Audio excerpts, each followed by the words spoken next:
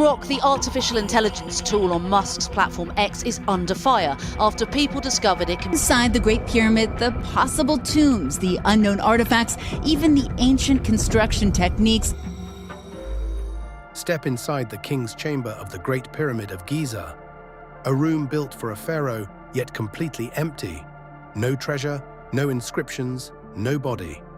Why would the most powerful ruler in Egypt get a tomb that feels abandoned? And what does that emptiness reveal about the people who built it, and the knowledge they possessed thousands of years before its time? Now, Grok AI has analyzed every piece of evidence ever collected on the pyramids. Satellite imagery, muon scans, chemical analyses, ancient texts, and connected patterns no human team ever could. The pyramids you thought you knew are about to vanish, and what replaces them is far more unsettling. The Great Pyramid's hidden machine. For centuries, explorers believed they had mapped every corridor and chamber inside the Great Pyramid. Narrow passages, claustrophobic dead ends. Scientists in Egypt have announced the discovery of a previously hidden passageway in the Great Pyramid of Giza. The 9-metre-long corridor was discovered using scans and endoscopes. At the Grand Gallery, the Queen's Chamber, the King's Chamber, case closed. Every textbook printed the same cross-section diagram. Every documentary walked the same paths, and every single one of them was catastrophically wrong. In 2017, the Scan Pyramids project deployed cosmic ray muon detectors around the structure. These are devices that track subatomic particles raining down from outer space, particles that pass through solid stone at different rates depending on density. Where stone is thicker, fewer muons get through. Where there is a void, the particle count spikes. It is the same principle behind a medical X-ray, except the patient is a 4,000-year-old monument weighing 6 million tons. When physicist Mehdi Tayyubi watched the data materialize on his screen, a completely unknown corridor appeared. Over 30 feet long, positioned near the main entrance, sealed behind solid limestone for millennia. No human being had set foot in this space for thousands of years.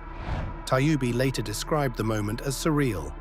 The most studied structure on the planet, examined by thousands of researchers across 2 centuries, and somehow this corridor had escaped every single one of them. But that discovery was only the beginning. To Egypt now, where officials have revealed the discovery of a long corridor inside the last of the 7 wonders of the ancient world still standing, the Great Pyramid of Giza. Ground-penetrating radar uncovered additional anomalies. Voids in locations no one expected, shapes too geometrically consistent to be construction accidents, deliberately positioned spaces invisible to every explorer who had ever walked those corridors, hiding in plain sight behind walls of limestone that had not been disturbed since the day they were sealed. Then there is the robot. In 2002, a tiny machine crawling through one of the pyramid's narrow shafts hit something extraordinary. A small stone door fitted with copper handles, blocking access to a sealed chamber that no human eyes had seen in 45 centuries. Robotics engineer Dr. Sean Whitehead of the University of Leeds leaned forward, heart pounding, watching the camera feed. After 4,500 years, something was still deliberately blocking the way. Behind that door, imaging revealed another sealed space, a chamber behind a chamber, as if the builders had layered their secrets intentionally, nesting them deeper and deeper where they knew curiosity would eventually follow. Now, those narrow shafts have been called ventilation passages for decades. But modern analysis proves they would be completely useless for moving air. The angles are wrong, and the dimensions make no aerodynamic sense. Instead, they point with remarkable precision towards specific stars. Orion's Belt, Sirius, constellations central to Egyptian mythology about death, rebirth, and cosmic power. And here is the thing that most documentaries never mention. These alignments are not approximate. They are not close enough. They are precise to a degree that implies the builders understood celestial mechanics at a level that took Western astronomy another 3,000 years to reach.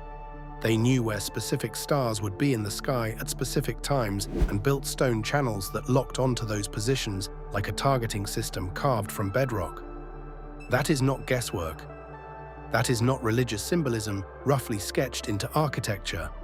That is applied astronomy embedded in structural engineering. And the combination of those two disciplines at that level of precision has no parallel anywhere in the ancient world. Grok cross-referenced the muon scan data with the shaft alignments, the hidden voids, and the sealed chambers, and flagged something no human team had ever connected. The voids were positioned to reduce structural weight without disrupting acoustic resonance inside the chambers. The shafts were alignment tools, not ventilation. The sealed doors were components of a larger integrated system, a system that required simultaneous knowledge of acoustics, astronomy, and structural engineering operating from a single blueprint. Knowledge that does not match anything else from the ancient world, not from Mesopotamia, not from the Indus Valley, not from China, nowhere. A lost river of the pyramids. To understand the pyramids as machines, and that is exactly what Grok is calling them, you first need to understand something about where they were built, and why that location mattered far more than anyone realized. For centuries, the Giza Plateau seemed absurdly impractical as a construction site. An isolated strip of land at the edge of the Sahara Desert. No navigable water source anywhere nearby. No obvious way to transport millions of tons of stone from quarries hundreds of miles to the south. Historians chalked the location up to pharaonic ego. The king wanted his monument visible. He wanted it grand. He wanted it in the desert because deserts are eternal, and eternity is what pharaohs traded in. But ego does not explain the engineering.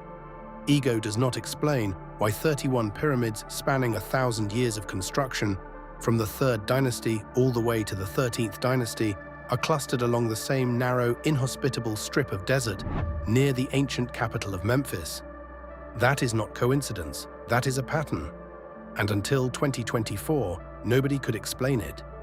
Then Dr. Eman Ghanem changed everything. Ghanem is a professor and director of the Space and Drone Remote Sensing Lab at the University of North Carolina, Wilmington's Department of Earth and Ocean Sciences. Born and raised in Egypt, she had spent her career staring at satellite imagery of the Nile floodplain, and she had always wondered why the pyramids were built where they were. She applied for and received a grant from the National Science Foundation to investigate, and her team used radar satellite imagery that could penetrate beneath the modern surface of cultivated farmland and desert sand. Technology that sees what human eyes and even optical satellites cannot. They combined that with ground-penetrating radar surveys, electromagnetic tomography taken at ground level, and 2 deep sediment cores drilled into the earth using heavy equipment. What they found at a depth of roughly 25 meters was unmistakable: sandy sediment consistent with a major river channel. Not a creek, not a seasonal stream. A wide navigable branch of the Nile River that her team named the Ahramat branch. Ahramat being the Arabic word for pyramids. The study, published in May 2024 in the journal Communications, Earth and Environment, mapped this extinct waterway for 64 kilometers, roughly 40 miles, running along the foothills of the Western Desert Plateau, directly past the largest concentration of pyramids in Egypt. That's how he arrived in Egypt. Pretty well exhausted, but otherwise okay. The Western Desert is rather scarce, but there was recently a British probe. The Ahramat branch would have been approximately half a kilometer wide, about 1/3 of a mile, with a depth of at least 25 meters, comparable in size to the contemporary Nile itself. This was not some minor irrigation ditch. This was a highway. A superhighway of water capable of carrying massive barges loaded with 70-ton granite blocks floated downstream from quarries in Aswan over 600 miles to the south. And here is the detail that locks the entire theory into place. Ghanem's team found that many of the pyramids had stone causeways, long ceremonial walkways, and that led directly to the proposed riverbanks of the Ahramat branch and terminated at valley temples that would have functioned as river harbors. The pyramids were not randomly placed near a river, they were architecturally connected to it, built with docking infrastructure designed to receive the very materials used in their construction. The logistics that had seemed impossible for 2 centuries suddenly made perfect, elegant, undeniable sense. The study also suggested why the river vanished. Approximately 4,200 years ago, For thousands of years, it's been one of the world's great mysteries. Just how were the pyramids built so deep in the Egyptian desert? a major drought swept North Africa. Wind-blown sand began accumulating in the channel. the river's discharge decreased. The Ahramat branch migrated eastward and eventually silted up entirely, burying itself beneath farmland and desert until it became invisible to every generation that followed. Ghonim described the conformation as electric. CNN covered it. Nature published it. The discovery was reported worldwide as one of the most significant breakthroughs in Egyptian archaeology in decades. And yet, what Grok did with this data went further than anything the geologists had intended.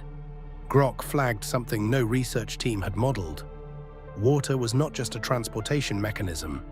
Flowing water, particularly when it moves through and beneath mineral-rich geological formations, generates subtle vibrations and weak electrical fields. The interaction between the subterranean remnants of the Ahramat branch and the pyramid's limestone foundation created what Grok identified as a potential energy coupling, a dynamic relationship between moving water and conductive stone that could amplify the electromagnetic properties of the structure above. No team had ever calculated this because the model sits at the intersection of geology, hydrology, and electrical engineering, three disciplines that almost never collaborate on the same project and almost never share data. Grok does not have that limitation. It connected the river data, the foundation mineralogy, and the electromagnetic modeling in a single analysis and arrived at a conclusion that reframes the entire purpose of the Giza site. The pyramid's position was not chosen for prestige. It was not chosen for religious symbolism. It was not chosen because the pharaoh wanted a nice view. It was chosen because the geology, the water dynamics, and the construction materials at that specific location would work together as a single functional system. That is not tomb placement. That is site-specific engineering of the kind you would see in a modern power plant feasibility study. And it implies knowledge of subsurface water behavior and electromagnetic interaction that has no business existing in the Bronze Age. So where did it come from? The answer might be hiding in the stones themselves. Quartz, granite, power. The pyramid secret, when Grok analyzed the pyramid's building materials as a single integrated system, not as individual components the way researchers have always approached them, it found a pattern too precise to be coincidental. And this is the point in the story where the question of origin stops being rhetorical and starts being genuinely disturbing. You start with the body of the structure. The main building blocks are nummulitic limestone, dense material packed with fossilized shells from an ancient seabed. Modern chemical analysis shows this limestone carries subtle conductive properties far beyond what you would expect from simple building stone. It is not inert. It is not passive. It interacts with energy in ways that basic construction material should not. Deeper inside, the builders made a deliberate switch. The King's Chamber and its surrounding infrastructure are lined with granite transported over 600 miles from quarries in Aswan. Granite is not just durable, it contains high concentrations of quartz crystals, and quartz exhibits piezoelectric properties. That means it generates measurable electrical charges when mechanical pressure is applied. Now think about what is happening inside the Great Pyramid at every moment.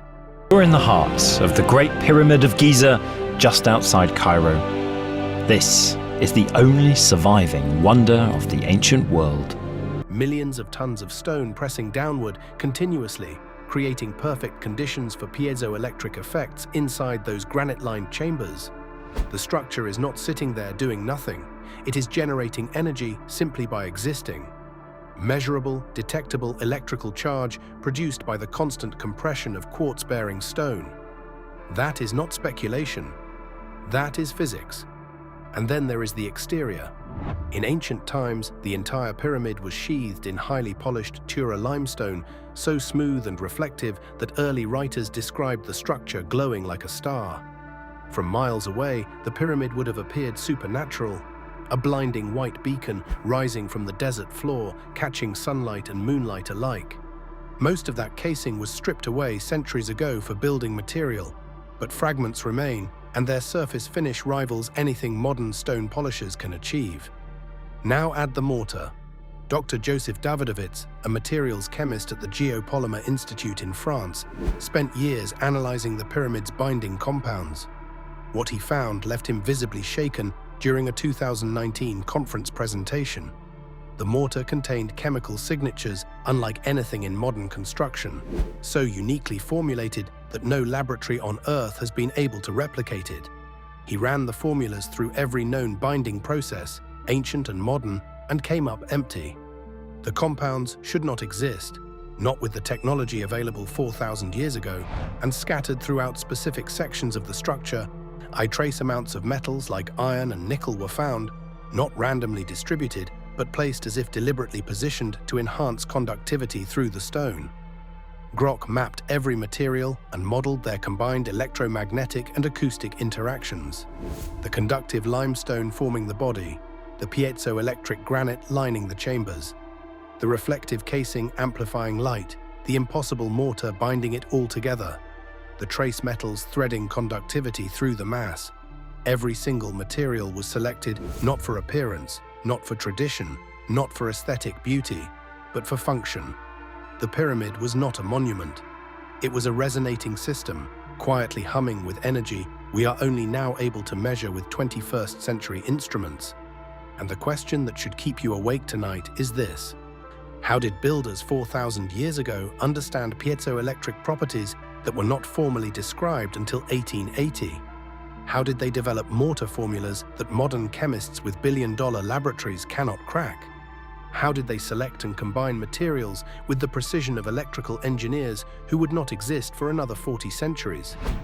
Either they discovered all of this through millennia of trial and error that left absolutely zero archaeological trace anywhere on the planet, or they inherited knowledge from a source we have yet to identify, a source that has no match anywhere in the known ancient world. Neither answer is comfortable, but one of them changes everything we think we know about human history.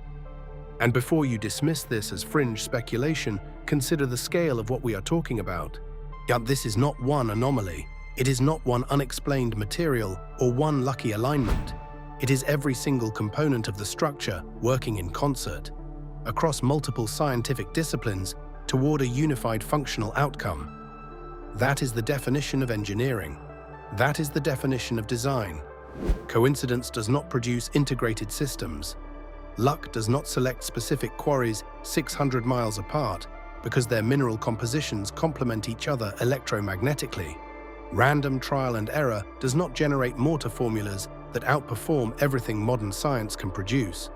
Something or someone understood exactly what they were doing. And whatever that source of knowledge was, it did not leave behind a textbook, a school, a tradition, or a single written record explaining how any of it worked. It left only the machine itself, sitting in the desert, humming quietly, waiting for someone to finally ask the right questions. 4,000 years later, we fed those questions to an artificial intelligence. And the answers it returned are rewriting the history of human civilization. The stone engine of obedience. So what was the purpose? This is where Grok's conclusion shifts from fascinating to genuinely unsettling. Because the answer is not aliens. It is not a battery. It is not a spacecraft landing pad. The answer is one word: control. Consider what these structures meant to an ancient Egyptian farmer standing in a field of wheat along the Nile. The brilliant white pyramid blazing under the desert sun like a second star fallen to earth, glowing with eerie luminescence under moonlight, visible from miles in every direction, towering over everything human hands had ever built. In a world driven by fear, superstition, and survival, that was not architecture. That was psychological weaponry carved into stone, and the inside was even more devastating than the outside. In 2019, acoustic researcher John Stuart Reid stood inside the king's chamber and activated a tone generator. The granite walls began to vibrate. The air itself seemed to thicken, to press inward against his body. Reid described feeling as though the room was alive, pushing against his chest with each pulse of sound. He checked his instruments twice because the readings seemed impossible. His equipment measured resonant frequencies between 110 and 120 Hz, which happens to be the exact range that neurological research has shown triggers altered states of consciousness in the human brain.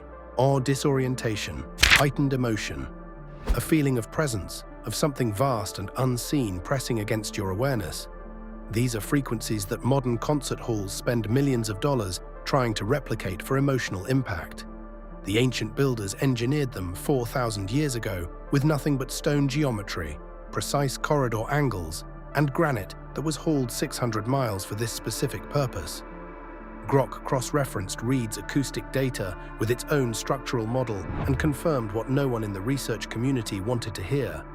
The chamber dimensions, the granite composition, the corridor angles, the shaft alignments, none of it was incidental. None of it was decorative. The entire interior was tuned deliberately, ours like a musical instrument built to play a single devastating chord on the human nervous system. Now imagine an ancient worker brought inside for the first time. Total darkness. The air is cool and heavy. Your footsteps echo in ways that feel wrong, too loud, too deep, as if the stone is breathing back at you. Then the priests begin chanting. The granite hums. The walls vibrate against your palms. The air presses inward against your body in rhythmic waves. Your vision blurs. Your knees weaken. Standing in a space designed from foundation to capstone to overwhelm every human sense simultaneously, there would be no room for doubt.